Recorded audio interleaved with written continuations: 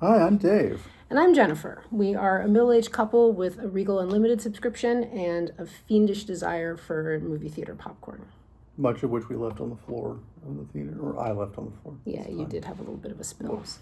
And we went and saw a movie. We're making a video for every movie we see together in 2025. Yeah, We were desperate to see a movie today. It's been way too long. it's been like 3 weeks since we've been in the movie theater, which is, well, together, because didn't you see? Oh, I've seen movies. Yeah, you've seen movies since, but it's been 3 weeks since we went to the movies together. We were like, it's, Saturday, let's just find something. Let's use this to go see something we actually weren't actually planning to see, but, Yeah. give it a shot, right?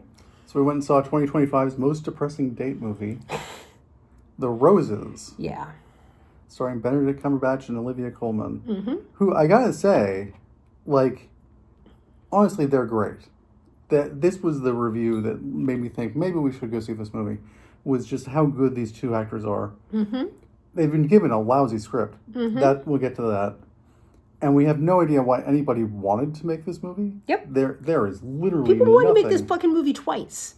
It was Yeah. a book. Somebody made this into a movie in the Yeah. 80s that I didn't see. I was too young at the time, and I wouldn't watch now because I watched this one and I'm like, no, I don't need to do that again. Yeah, it sucked the life out of us. Yeah. We were really depressed and sad after this movie. Yeah. In a way we normally aren't. Like, sad movies can be uplifting. Like cancer movies and, tragedy movies. We tend not to see those kinds of movies, to be honest, but, I do get the point. Yeah. They I was can talking be- about dying for sex. You told me about it. Okay. You You're told not me gonna about watch it. because I couldn't watch it. It is one of that the proves most- my point. Dying for Sex is a movie about a woman who's dying of stage 4 cancer. It is a series of television episodes, And which makes it even worse because it's longer than 2 hours. it was also one of the most life-affirming things I've seen all year. I'm like, glad. It was just like acknowledge the reality of death and then said, how can you get something out of life when you know that it's finite? This movie, oh boy, did not feel good walking out of this movie. No. Oh my God. When I saw the commercial for it, which, going to the movie theater a lot, we've seen the commercial a lot, I'm The like, trailer, you mean. the trailer, yes.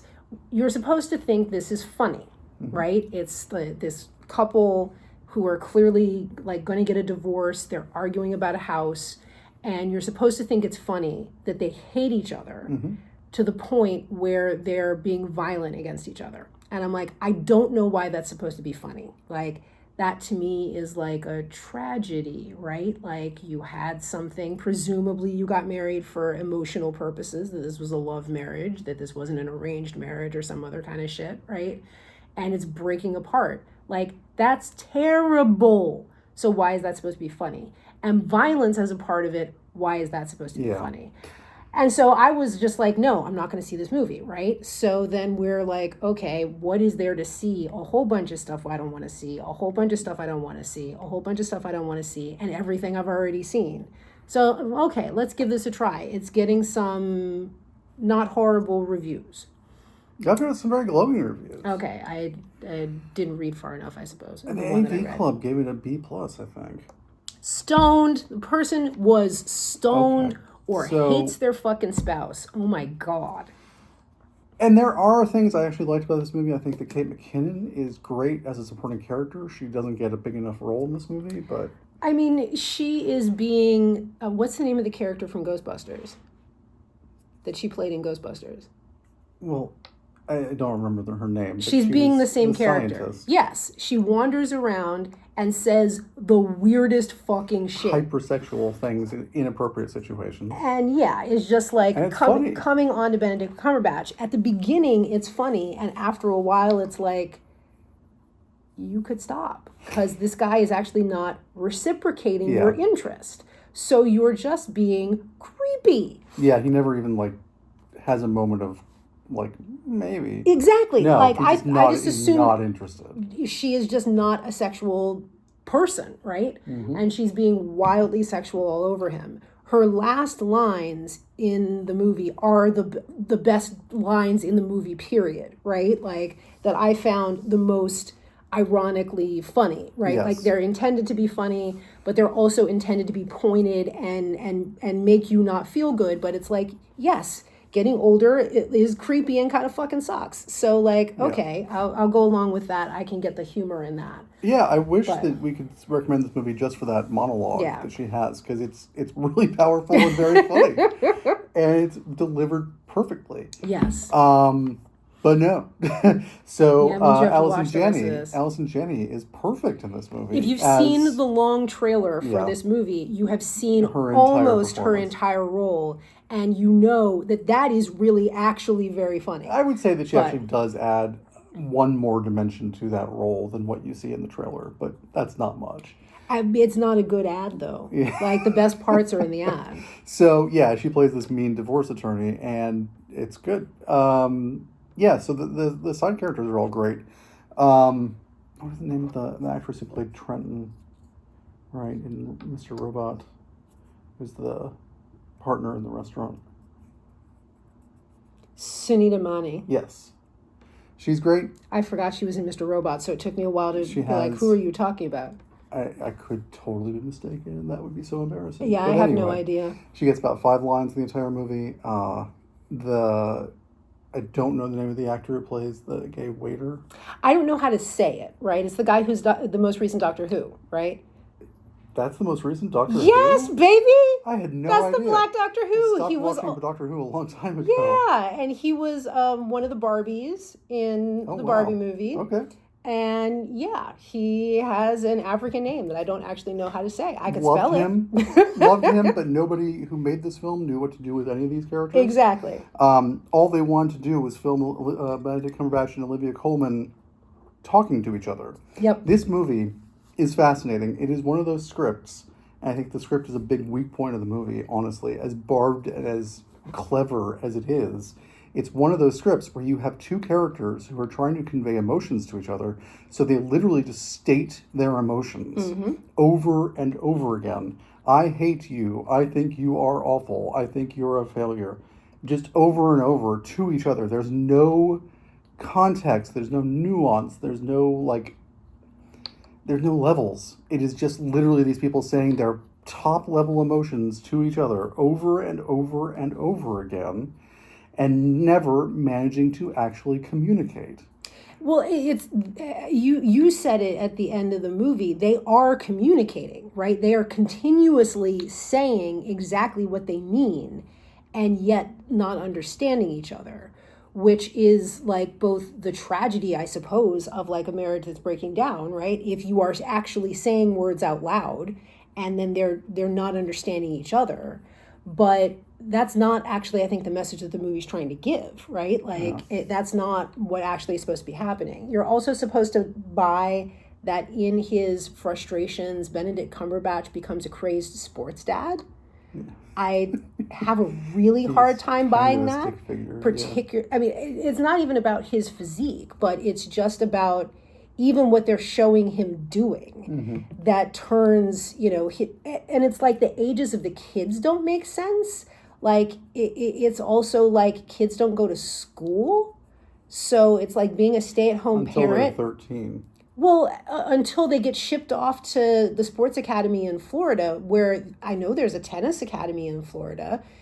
You don't go at 13 by yourself. Like, your parents move down there with you, right? Like, so it's like he turns into this like sports dad, and like then like ships the kids off to this like sports academy for this nondescript, like whatever the sport might be that they're doing. The only reason for that is so you can have the two leads alone in their dream house fighting each other. Yes. So yes, the kids have to go somewhere. I did see the 1980s version of this film. I don't remember it all that well.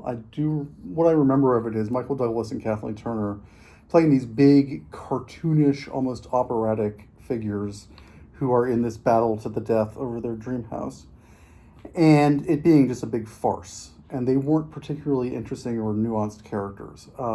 The attempt here in The Roses 2025 is to make these people very sympathetic, the attempt to make them very sympathetic, very nuanced, layered characters who have a lot going on, and unfortunately those things are at odds with each other. And it's definitely trying to make you feel sympathy for both of them. Really? And like that they do have a core of love and belief in each other and so on. That's the attempt. Whether it works or not. Yeah. Yeah. I mean, I have a hard time even seeing that. Like, yes, a decent portion of the movie is showing their relationship when their relationship is functional, Yes. right? When they are doing and well quite together. Strong. And then another hour of them struggling to maintain that relationship, and both of them fighting for it very hard. They both really try to work on making it together. And that's what I don't actually agree with, right? Like, by the movie's logic, they try very hard. In actual logic, they don't, right? Like, the try is like, I'm going to say something heartfelt to you through the bathroom door while you're in the bathroom. But you have noise canceling headphones on. You have on music so you can't hear me. And somehow I never made any attempt to even know if you were listening to me when I started talking through the door. Yeah. Like, okay, sure. You know, if the idea that is that they're both kind of flawed and broken and suck, and that's why they can't actually make real attempts to... Except that she is other. neither flawed nor broken. She's not flawed? Well, I mean yes, somehow she's got neither flaws, but she's not broken. She's excelling. She's thriving. She's thriving professionally. Yeah. Emotionally, she is like missing her family, right? She's like gotten so professionally successful that she's missing her family's life. And that's a real thing, right? Like, their attempt to address that doesn't incorporate the one thing that, you know, part of what you see at the beginning is a family that has middle class money, and two children that are old enough to be in school, right? But they're living like a 1% lifestyle almost. Not at the very beginning, right? Like, they're very well off. They are, you know, towards the upper middle class. What is missing in the dimension of that life with the younger kids is household help, right? Like, she is not, you know, not working to stay home with the kids.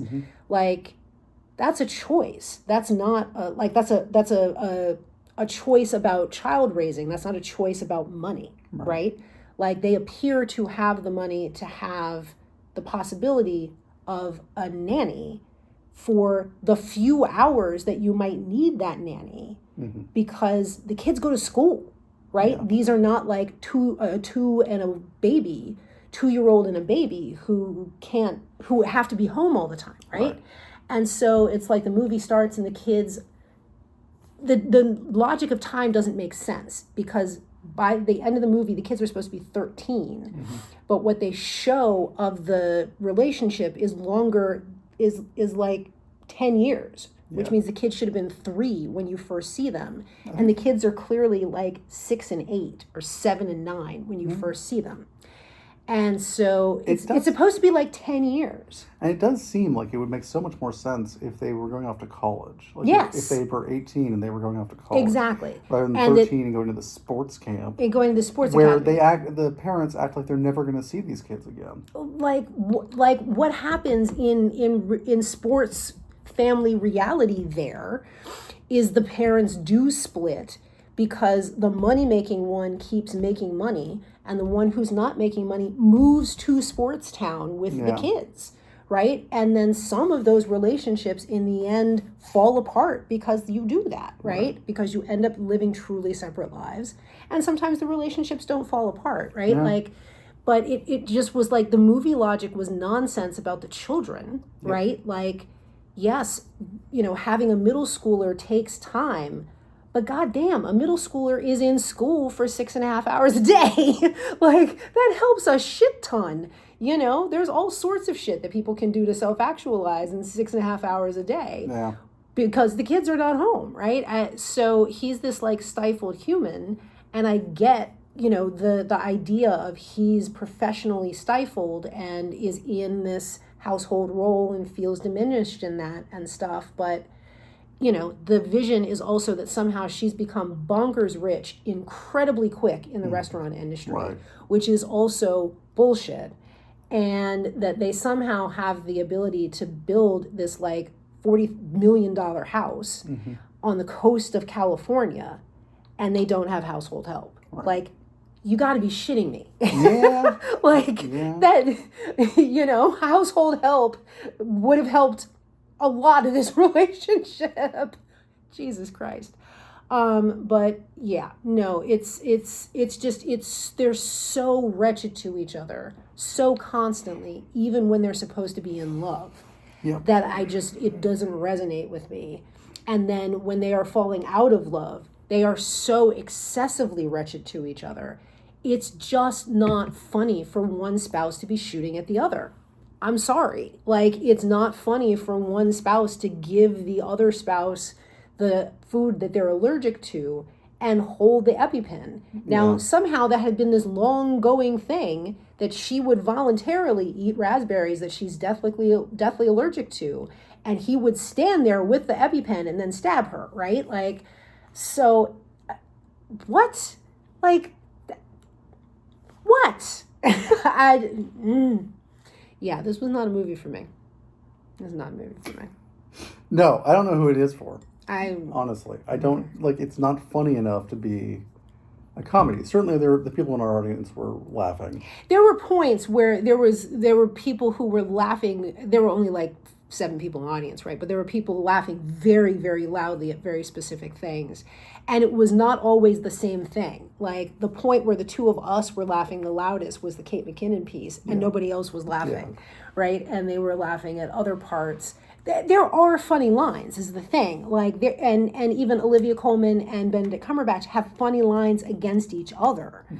But it's in the context of this thing, yes, that is just like, okay, like, I'm glad you're that quick with the quip, but like, it just, Even as like an art piece, as like an example of two great actors, bouncing off of each other, it's so miserable that it robs any fun out of that. Yeah. Like, they're good. They're Yeah. great. They're great actors. Yeah.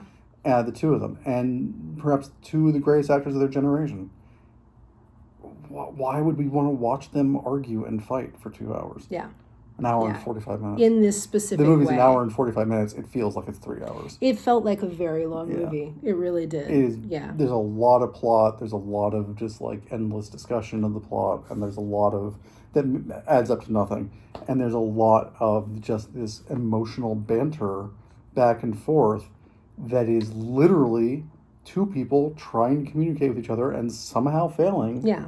Despite being the most vocal and in love with their own voice people you've ever met. And then the movie ends. Yeah, it just ends. And it ends with violence, and then it ends again. Yeah, it ends horrifically. Yeah, we've already spoiled half this movie, so the trailer spoils the large majority of the movie. Not the true ending of the movie. Yeah. So total spoilers now. You can stop the video if you want. No, you should not go see this. You shouldn't go see this movie. I think that it's dangerous to anybody who doesn't have like 100% like happiness and joy in their hearts all the time. I think this movie made me feel put me in a very dark place. Mm-hmm. So don't go see this movie. But they end up fighting in the kitchen of the big house, and Olivia Colman has bought Julia Child's first stove when she was in France, which is just impossible to imagine, but okay. And Benedict it's a gas stove. And she's like shooting at Benedict Cumberbatch with a pistol. And so to make her even angrier, I guess, he starts beating the shit out of the stove. Yes. And guess what? He breaks the gas line. They eventually talk their way into putting down the gun. They go in the bedroom to make up and to reunite and start over and fix their marriage and be happy together forever. And it's just yet another example of them telling themselves they can still do it when they really can't. So nothing has been accomplished. and he says he turns on the fireplace, and just the screen cuts to white Yeah. to indicate that the entire house has exploded in a gas leak, and both of them are burned to death in horrible flames. Yeah, the last few shots before that, while they're talking to each other, but it shows you the house and gives you an Filling indication up that with they, gas, that the yeah. gas is filling it up. So I realize the pen that is sitting on the table next to me is appropriate What for does it say? this. I can't read what it says. It says, "That idea is garbage." Yeah, pretty much.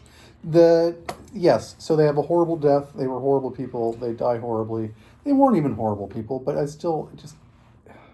It's all horrible, and it doesn't show you it goes boom. It shows you the two of them. They're lying on the bed, and there's like a house assistant, a voice assistant that's called Hal, right? So Benedict Cumberbatch asks that's Hal. apparently funny. Yeah, asks Hal to turn on the fireplace, and then the screen just goes white, and then the credits come up, and it's like, Yep, that was worth it. Yeah. It's a movie Nope. that means nothing and yet is so dark yep, that it will damage your psyche. Yep. This movie could be weaponized against, I don't know. the concept of marriage. Yeah. Why would you get involved in a marriage if it might end up like that? All of that buildup, and trying to make these people likable, relatable characters. All it does is make them relatable enough that you start questioning your own marriage, Your own sanity. and your own sanity, and it's so dark. I can't believe how mean this movie is, and just how cruel to the viewer. Told you I didn't want to see it. Yeah, and you were so right. I was fooled by good reviews. Yep. I don't know what they were smoking. Oh my God, I don't.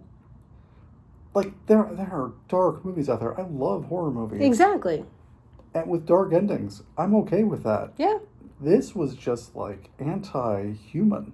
Yeah. I don't have to have a happy ending. I really don't. This was not written by an AI. There's no question about that. No AI wrote this. However, it does serve the purpose of the AI overlords that want to destroy humanity. True. Yeah. It's that bad. It's that Well, dark. And that's the thing. I'm assuming the book is dark. bad. Oh, the book is apparently really dark. Yeah, great. And the book was what, written in the 70s? Yeah.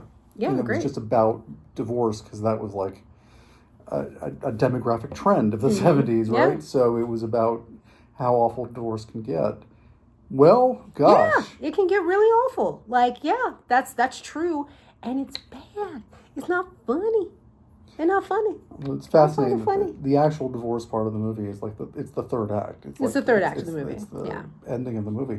And it's one big montage, basically. Well, but in the end, it does make sense because otherwise, why would you want to watch this divorce if you don't ever see the relationship? I just am not even convinced that the relationship made all that much sense. The relationship is insane. They are insane from the get-go. So, of course, it dissolves into something completely insane. I don't know, whatever.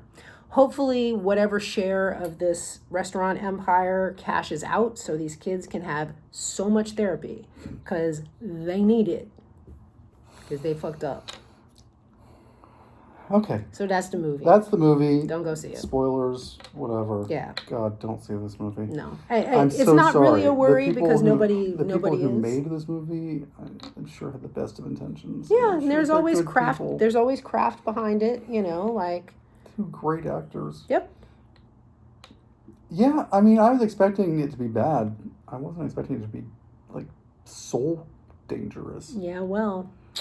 Oh my God. Okay. Luckily, yeah. I love you, baby. I love you too, honey. I promise not to try and shoot you. I do appreciate that. I'm going to hold you to that. Yeah, Yeah. please make sure you don't, create a fireplace in this house that you then connect to a voice assistant that you then ask to be turned on when you also middle have of a broken gas the leak. gas in our kitchen. Please don't do that. I mean, I do my best. We do have a gas stove, so that's a problem. Yeah. Anyway, until next time. We'll pick a better movie Go next see time. a better movie next time. Bye. Bye.